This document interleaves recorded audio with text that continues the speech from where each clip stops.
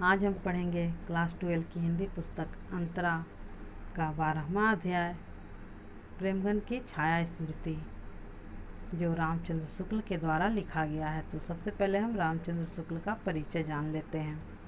रामचंद्र शुक्ल का जन्म उत्तर प्रदेश के बस्ती जिले के अगोना गांव में हुआ था। उनकी आरंभिक शिक्षा उर्दू, अंग्रेजी और फारसी में हुई थी। उनकी विधि और शिक्षा इंटरमीडिएट तक ही हो पाई।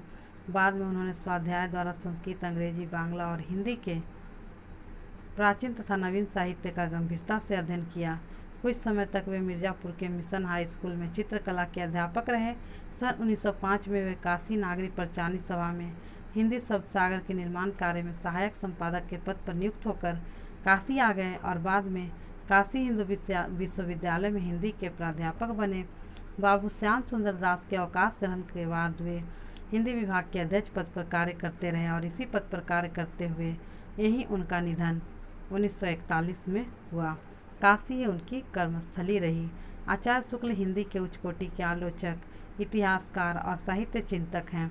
विज्ञान, दर्शन, इतिहास, भाषा विज्ञान, साहित्य और समाज के विभिन्न पक्षों से संबंधित लेखों, पुस्तकों के मौलिक लेखन, संपादन और अनुवादों के बीच से उनका जो ज्ञान संपन्न व्यापक व्यक्तित्व उभरता है वह बेजोड़ है। उन्होंने भारतीय साहित्य की नई अवधारणा प्रस्तुत की और हिंदी आलोचना का नया स्वरूप विकसित किया।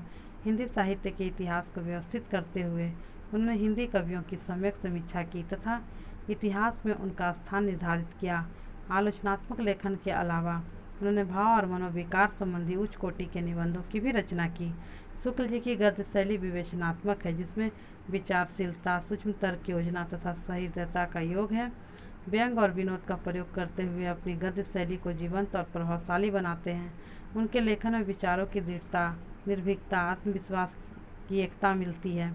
उनका सब चयन, सब संयोजन व्यापक है, जिसमें तत्सम शब्दों से लेकर प्रचलित उर्दू शब्दों तक के का प्रयोग दिखाई देता है। अत्यंत सारगर्भित, विचार प्रधान, सूत्रात्मक वाक्य रचना उनकी गद्य शैली की एक बड़ी विशेषता है।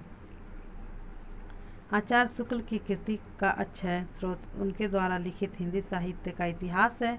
इसे उन्होंने पहले हिंदी शब्द सागर की भूमिका के रूप में लिखा था, जो बाद में परिष्कृत और संशोधित रूप में पुस्तककार प्रकाशित हुआ। उनके कुछ अन्य महत्वपूर्ण ग्रंथ हैं गोस्वामी तुलसीदास, सूरदास, चिंतामणि और रस मीमांसा आदि।